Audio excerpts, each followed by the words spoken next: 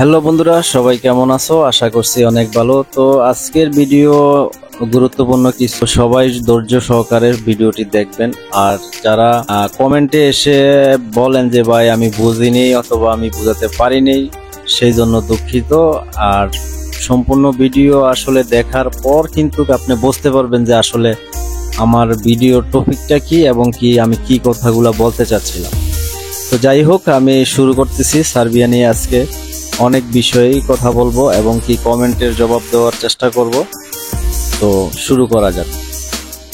বন্ধুরা, যারা তোমরা সার্বিয়াতে জমা দিয়েছো এবং কি ওয়ার্ক পারমিট পাইছো, তারা আসলে কিছু কিছু জায়গায় কমেন্ট করেছো, কিছু ভিডিওতে আমার কমেন্ট করেছো যে পিভিজেড কোথায় থাকে অথবা পিভিজেড কিভাবে বুঝতে পারবো।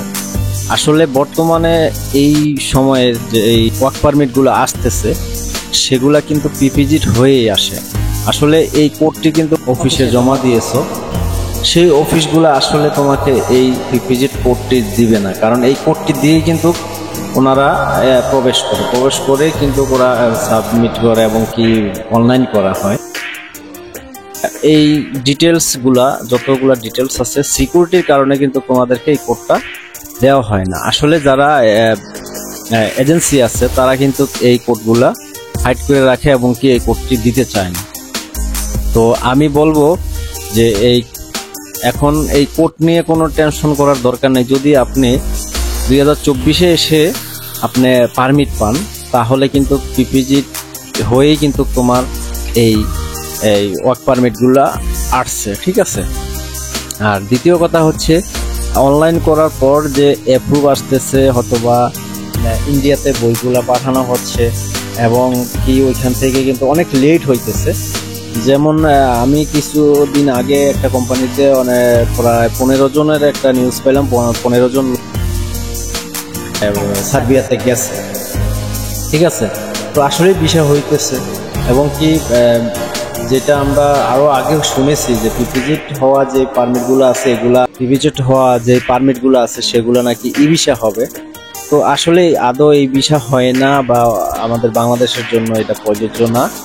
তো স্টিকার ভিসাই হতে হবে। পিপিজেড হওয়ার পরেও কিন্তু স্টিকার ভিসার জন্য ইন্ডিয়াতে বইটা পাঠাতে হবে। তো ওখানে গিয়ে কিন্তু হয়তো একটা জটলার মধ্যে পড়ে যায়, যার কারণে এই ভিসাগুলা বের হইতে বা পাসপোর্টটা আসতে দেরি হচ্ছে। এজেন্সিরাও হিমশিম খাচ্ছে, আবার আপনারাও কিন্তু পেরেশানিতে ভুগতেছে। তো আশা করি আপনারা বুঝতে পারতেছেন যে বিশেষ কথা হচ্ছে, আপনার যদি বিশ্বস্ত এজেন্সি হয়ে থাকে তাহলে আপনার এই কোডের কোনো প্রয়োজন হয় না। আর এগুলা দিয়ে পারমিট যেটা আছে, পারমিটে চেক করা বা চেক করে আপনি কিন্তু আসলে কিছু বুঝতে পারবেন না, কারণ এটা বোঝার মতন নয়।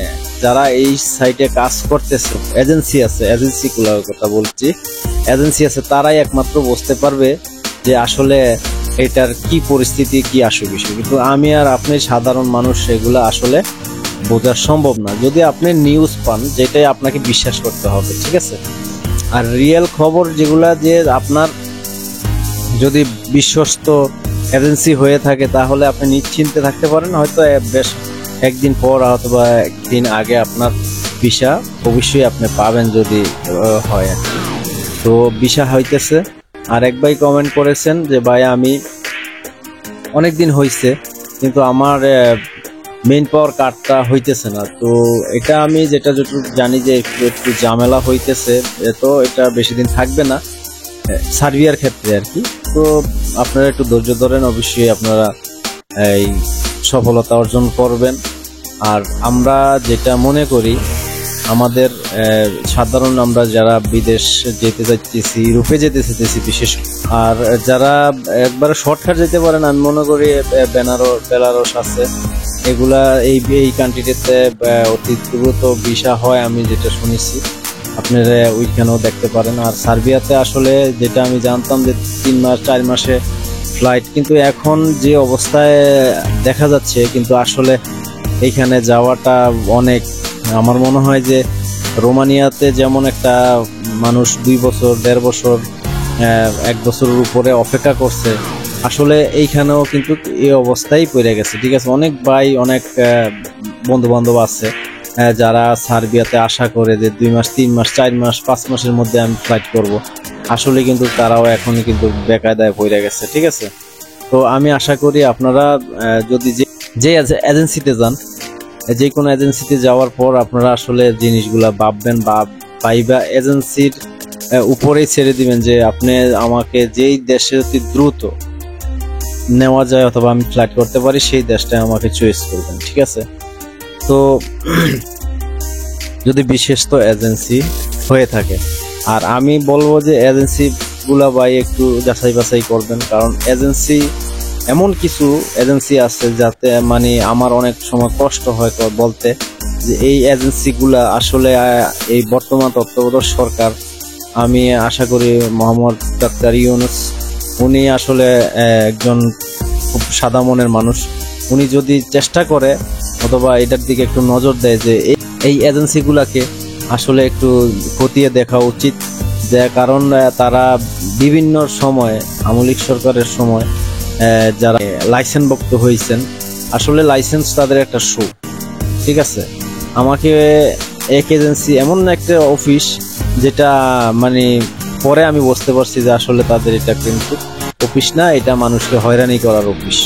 ঠিক আছে, আমাকে 2টি বছর আমাকে ঘুরিয়ে আমার টাকাটাই মাইর চলে গেছে। ঠিক আছে, তো আপনারা একটু সতর্ক থাকবেন এবং কি আপনারা দেখবেন যে আসলে যে কোনো জিনিস বোঝার মতন জিনিস। আপনি একটা অফিস দেখলে বুঝতে পারবেন যে আসলে এই অফিসটাতে আসলে কি কাজকর্ম চলতেছে কিনা, না কোনো প্রতারণার ফাঁদে আমি পড়বো। হ্যাঁ, আপনি দেখলেই বুঝতে পারবেন যে এই অফিসটা কিভাবে, ঠিক আছে, কি কাজ করতেছে, অথবা 2-4 জন অফিসে আছে বিদেশ যারা ওখানেই আপনি বুঝতে পারবেন যে আসলে এই অফিসটাতে কাজ হইতেছে। অফিসের চেহারা দেখলেই আপনি বুঝতে পারবেন।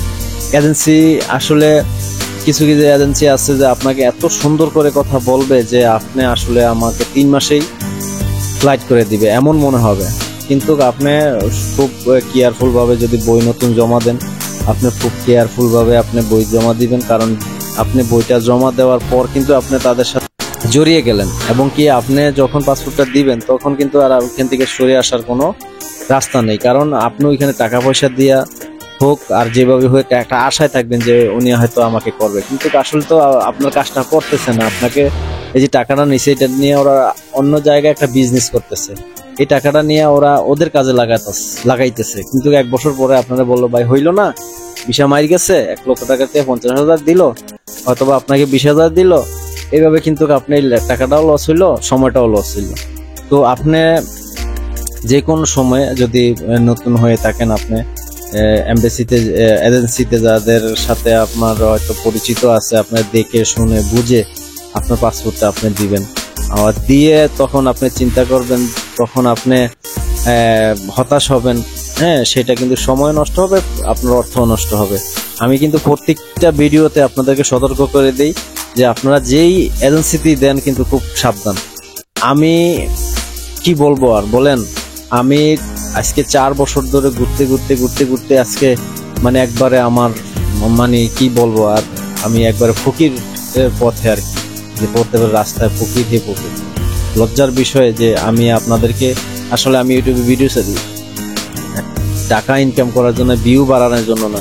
যার যে দর্শক আমার ভিডিও ভালো লাগে দেখে, আমার কথা ভালো লাগে দেখে, কিন্তু আমি আপনাদেরকে একটাই সাজেস্ট করব কি, এই এজেন্সির ফাঁদে কেউ পড়বেন না।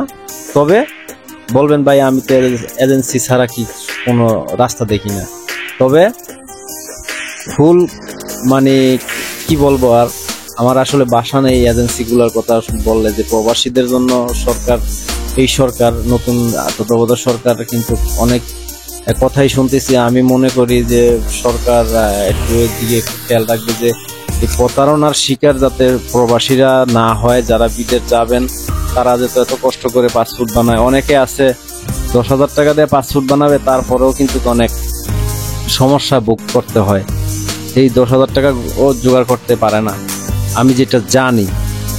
বলবেন ভাই তাহলে 10,000 টাকা জোগাড় না করতে পারলে তাহলে বিদেশ যাবে কি করে? হ্যাঁ, আপনি দেশে যদি একটা বিজনেস করতে চান, আপনাকে 10 টাকা কেউ দিবে না। আর যদি আপনি বিদেশ যাইতে চান তাহলে দেখবেন যে আপনাদের সবাই টাকা দিবে, এমন হয়। ঠিক আছে, আপনিও দেখেন, হবে।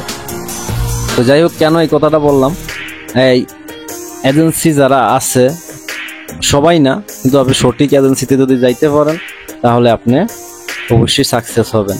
আর যদি ভাই আমার মতন উল্টা এজেন্সিতে যান তাহলে ভাই 4 বছর আপনি ফকির হয়ে যাবেন। কারণ বিদেশ যারা যায় বা যারা যাইতে চাইতেছে, হ্যাঁ, তারা কিন্তু যারা পাসপোর্টটা জমা দিয়ে দেয় তখন কিন্তু তার মাথায় থাকে যে আমি বিদেশ চলে যাব।